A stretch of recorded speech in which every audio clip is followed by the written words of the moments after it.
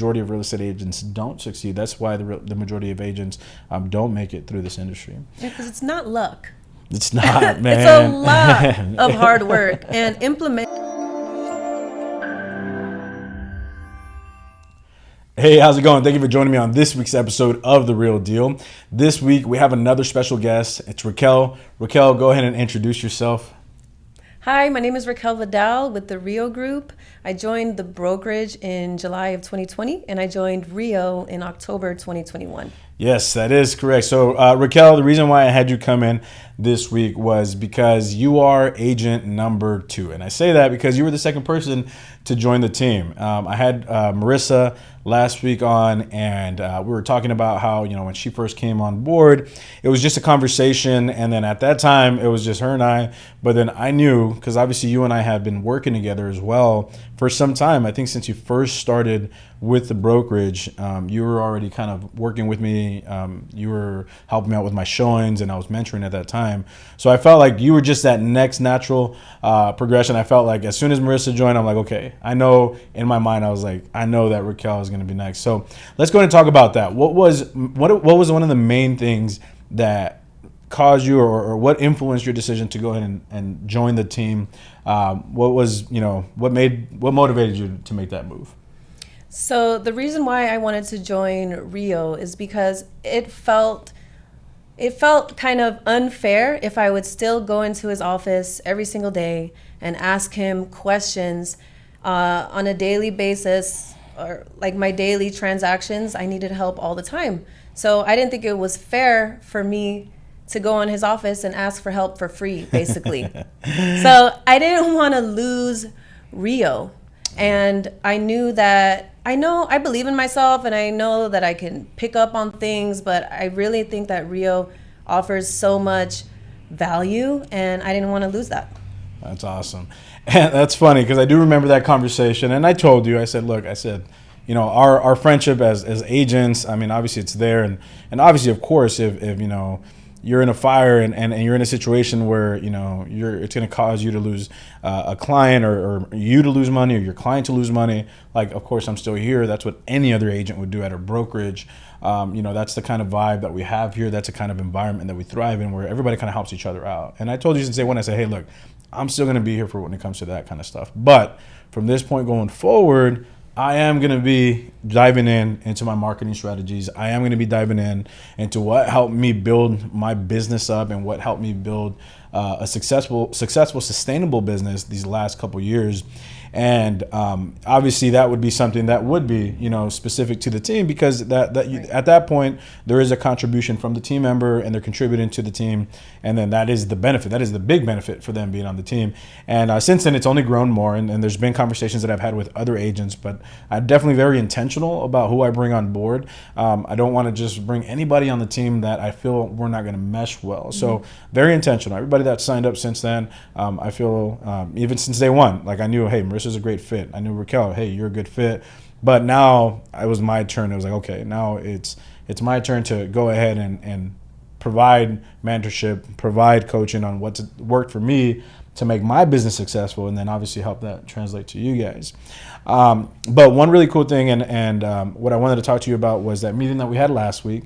One of the things that we talked about was, what was the main thing that got you into real estate? And I feel that for everybody, it was a really good experience, because everybody was able to relive that moment. Everybody was able to relive the reason why they became realtors, and it was really cool to hear all your guys' stories. So let's go ahead and start off with that. What is the main reason why you became a realtor, just in general? Okay, well, let's first of all start from the beginning. That in college, I did not have a major. I was undecided. So the moral of that story is, I moved to Arizona, and I was working in the mall. I was always at work. I could not visit my family for Christmas. And when I have a job, I put my all into it. When I was putting my all into those mall jobs, I would still make the same amount of money in my paycheck.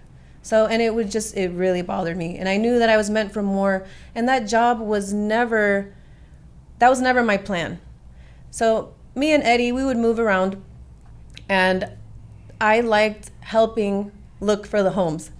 Funny thing is, that's like 1% of what a real estate agent does, but that is what made me want to become a real estate agent. So I started going to school.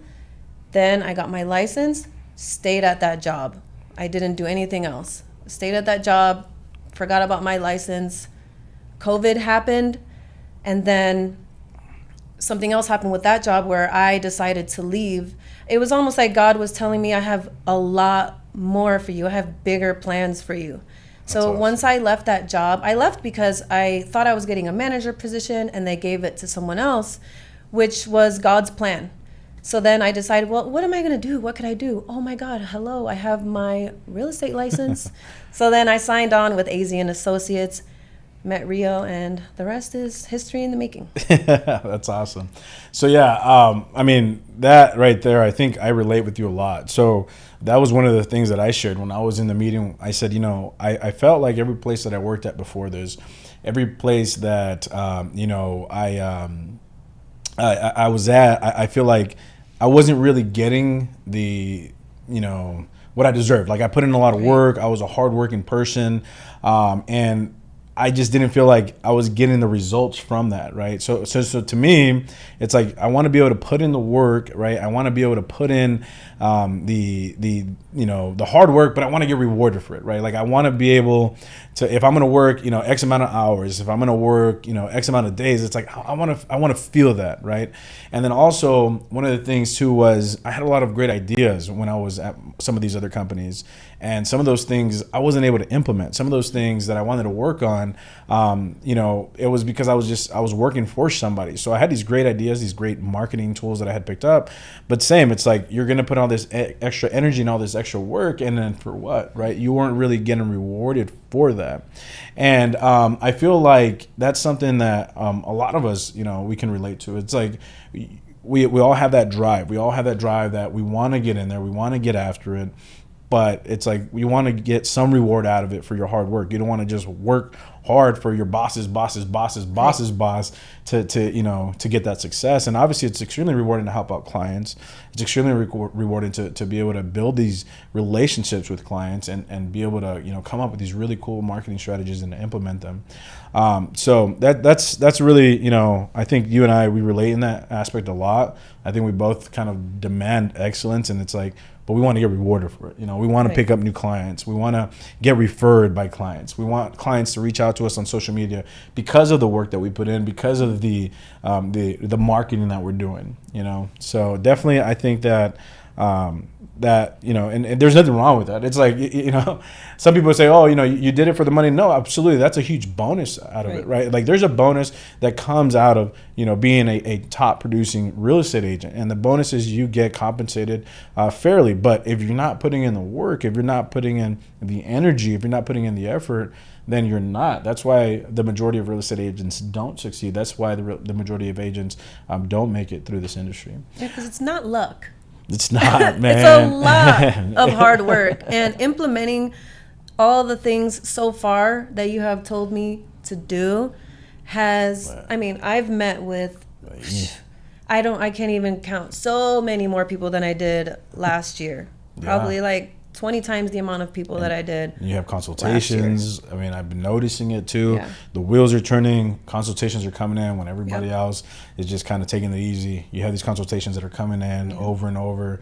And that's a testament to the work that you're putting into the marketing that you're doing to try to generate some of this business. And that's exactly why you became a realtor. You became a realtor to, hey, I'm going to work hard, but I want to get rewarded. And then the reward, of course, is meet people that hopefully you can help with whatever their, you know, real estate transactions are. If it's purchasing a home, selling a home, purchasing a duplex, which you've had, you know, some investors. I mean, you've done really well with investors. So that's awesome. So with this success, right? With the success that you had last year, because you weren't a brand new agent last year. Last year, you did really well. You know, you were up there, one of the top producers.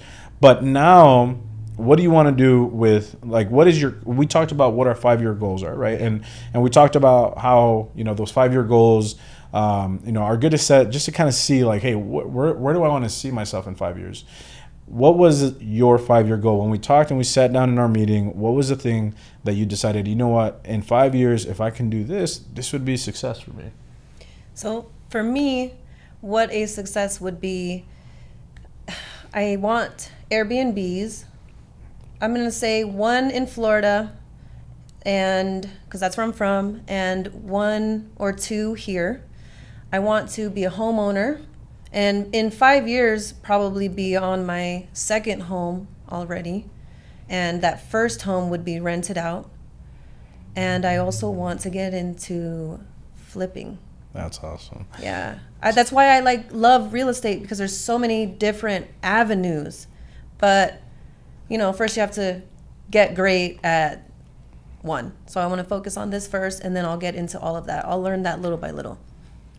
And so you brought something up that I wanted to bring up to your attention, because you're really hard on yourself about that, right? You're hard about one thing. So when you mentioned that you're from Miami originally, right? Yeah. You're from Florida. I'm Miami? from Florida. The same difference. Somewhere in that general vicinity? No, Yeah. it's not the same. I've been to Orlando. No, yes, I'm from Miami. I'm not from Orlando.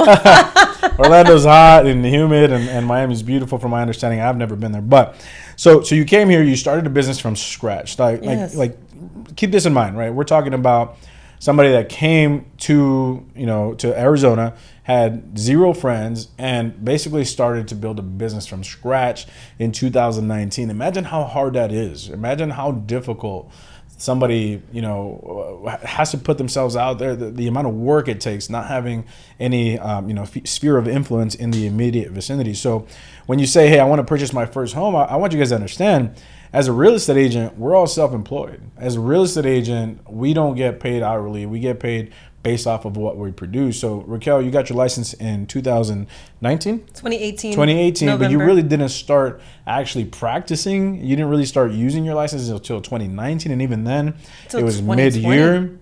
Exactly.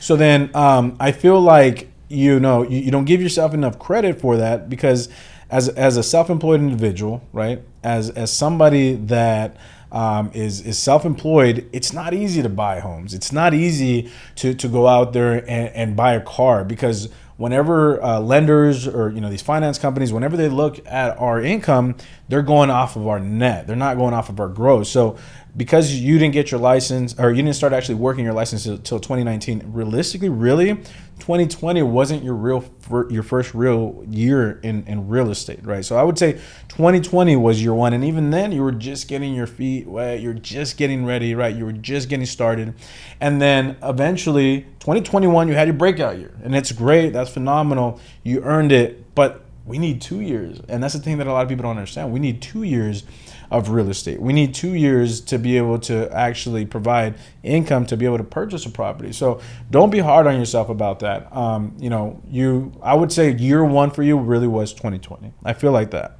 2021, that was your first breakout year. Like, that was the first year you actually had production. That was the year that you were actually able to produce what you set out to do. Now we got 2022. Now you're going to combine your 2021, exactly, your 2022, and you're no longer coming from behind. And I know this because I went through this, right? So when I first got licensed in 2016, right? So I got licensed in 2016, and then I didn't actually have any real production until 2017, right? So similar in the sense that first year is really kind of a throwaway year, because you're kind of learning the ropes. So in 2017, it was my first full year in real estate, right? Now, I was fortunate enough to purchase a house because I was still I was still working. I was still working at a company, and I was able to purchase my very first house in 2015, before I went into real estate. Now, in 2017, when we purchased our second home,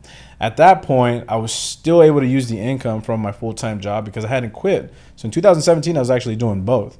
In 2017, I was still doing my, my full-time job and real estate. So I was able to purchase my second home in 2017. But then where it really became difficult was when I was full-time real estate and then it was trying to buy that third home. And it took me 5 years to build up the income, to build up myself, to get to that point where I could finally purchase the home that we're in now. But it took me 5 years to get to that point because I was building up. And that's the thing about real estate. It's a stepping stone, right? So a lot of times clients, they'll try to come in and hit a home run right off the bat. Right. And that doesn't happen, right? It's a stepping stone. You go first house, then your second, and then your third, and you just kind of move up. You use that home as a trading program. So that 5-year plan, I think that you're going to absolutely nail that. Not in 5 years. Now that you have this momentum behind you, I think you're going to nail that program in 2.5 years, maybe less. And when that happens, we're going to adjust those goals. We're gonna set new targets. But I feel it's easily achievable. I know you're going to be able to purchase that property that you've been wanting to purchase. I know you're going to be able to purchase that Airbnb that you wanted to get in your home state of Florida. Yeah, thank you so much, Raquel, for coming. Any last words? Anything that you want to say about yourself? Anything to any agents that have considered, joining real estate in general, or are real estate agents currently, and they want to maybe be on the team? Well, I would say it's like I said earlier. It's not luck. It takes a lot of hard work. It's not just opening doors. If you're not ready to be a business, you're your own business. I mean, you have to make your schedule. You have to stick to it. You need to hold yourself accountable. There's just so much that goes into it. And if you're wanting to get into real estate and you don't know where to start, I would say join a team. Or if you are already a veteran agent, but something is missing, your marketing's not there, you're like, can't get right. I don't know what I'm doing wrong. I would join a team. You can't be scared. That's the other thing. You can't be scared to talk to new clients. You can't be scared to just dive into everything. You can't be scared to get on video. I mean, I can't say enough about RIO because he's helped me immensely. Like, you guys have no idea. In so many ways. He's great. You can learn so much from him, and you're just so proud of yourself because at the same time, you're doing it, right? You're doing it yourself. Yeah. And if you don't know something and you think he thinks you can figure it out first, he's like, Google it. If you can't figure it out, then come back to me. Okay, but I can't say enough about RIO. I appreciate that, Raquel. He's great. And that is so true. I feel like when I first started, that option wasn't presented to me, right? As a realtor starting off, I kind of learned the ropes on my own, and being able to have some sort of a mentor that I could, pay or be a team, that would have been cool. That would have been an option that I would have definitely, went with. But definitely, I feel like, you hit a lot of really good points. There's so much to do. There's so much to learn. Having some structure in place, having something to, help guide you and help lead you is so important. And yeah, I mean, if you have been thinking about joining any type of, real estate team, do it, go for it, but make sure you're doing your research. And of course, if you think that, what you're hearing today, it makes sense to you and you want to be a part of a team, reach out to me. I'd love to have a conversation with you. But thank you so much, Raquel, for being here today. I appreciate you. And I definitely look forward to seeing your continued growth. Thank you for having me. I appreciate being part of a RIO Deal episode. Stay tuned for the next one, guys. Take care.